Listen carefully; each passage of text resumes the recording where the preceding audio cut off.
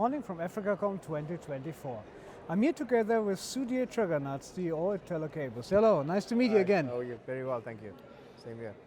Digital transformation was one, or still remain in the continent, one of the main topics and things we have to achieve, same here on the conference. So what is your opinion on that, coming from one of the most interconnected network operators in Africa? Look, it's going to be an ongoing digital transformation. How we add value to that is by bringing content closer to the consumer, and that is what gives us the status of most interconnected operator in Africa, because we believe that having the right content closer to the consumer is the best experience for the consumer.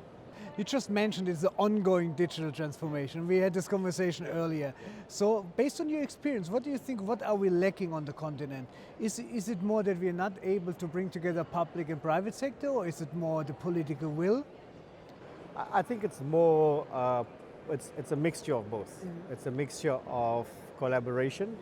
So we need to get the key stakeholders to collaborate together to get the unconnected connected, so that the digital experience can happen across the sector. And then it's a matter of working the public and private sector together to understand how we can overcome regulatory challenges to make the connected digital environment. Okay, so that would also include that is the way forward to fill the infrastructure gaps we have. Absolutely, absolutely. So if we work together as an industry, we can leverage each other's technology to connect the unconnected. Okay, so we don't need to reinvent the wheel, we just need to understand each other and come to common ground. Great. Yes, correct.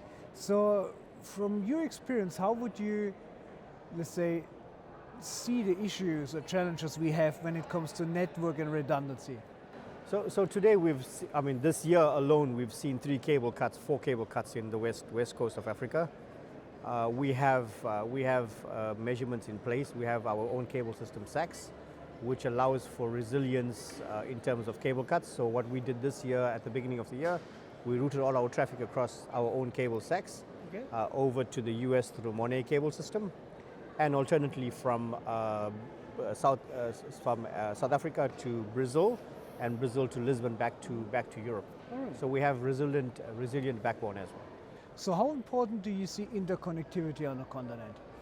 It is very important. Interconnectivity is going to bring us, bring the industry to talk to each other and giving the consumers more quicker access to quality content. So the more interconnections happen in Africa, it keeps the content in Africa closer to us and easier for us to access. So what is your feeling in terms of progress, and do you see there improvements in terms of getting interconnectivity done? Yes, absolutely. There's lots of improvement. We have a conference that we host together with a few other partners called CCT Africa, and out of CCT Africa, there's multiple streams that come out of the conference, and one of the streams is actually interconnection. How do we keep the content and IXPs within Africa and keep our content within Africa? So we don't have to go out to fetch content. We have it internal, and it's local, and it's better quality. So you bring in together stakeholders or the industry to discuss the way forward? Yes, correct. All right. That's the main aim of that conference, actually. How does the telco industry work together to better connect the unconnected on the continent? That sounds very interesting. So where do you see Africa moving to in the next 5 to 10 years, bearing in mind that we see now everything is a bit more on a faster pace than before? Look, Africa has the most number of young generation people, so they are demanding to be connected. I think the majority of the population is below 30 years. 100%, that's absolutely correct. So they're going to demand, they're going to drive the governments, they're going to drive the countries, they're going to drive us technology providers to give them faster access to good quality content. So they will drive that. So I think in 3 to 5 years' time, we will see a far much more connected Africa. And a lot of the hyperscalers are trying to push for that connected Africa. Also from a digital economy perspective, it is a driver of growth. If you've seen the latest number of South Africa, for example, we see that the digital economy is a key driver of economic growth. Correct. So we have been talking to the SMME market about that, and we are also trying to empower the SME market about that. We have cloud solutions that enable them to spin up apps, create apps, build apps faster and quicker, and obviously cheaper. So for the SME market, that we see as a big game changer, and that's going to drive our digital economy.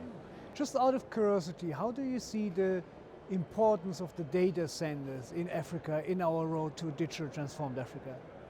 Look, data centers are very important, and I think we're going to see a lot of smaller data centers coming up. So I think the new terminology is intelligent data centers or intelligent edge.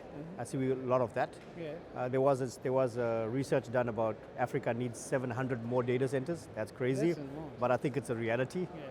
So I think because we want to keep the content local, we're going to see a lot of more data centers coming up. So data centers is going to be the next big thing for the next 5 years, I think.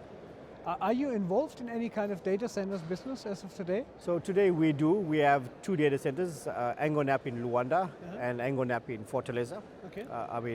Not many people will know this, but Fortaleza is the second most connected place on Earth, Oh, okay. second to Singapore, from a submarine cable. Okay. So we have 2 big data centers, and we are expanding them. All right, perfect. So if you look at Africa for the next 5-10 years, we can be optimistic? Absolutely. I think we will see a far different Africa in the next 3 years. Perfect, sounds good. Thanks for your time. It was a pleasure talking to you. Same here. Thank you. That was TechAfrica News from AfricaCom 2024. You can find more on techafricanews.com.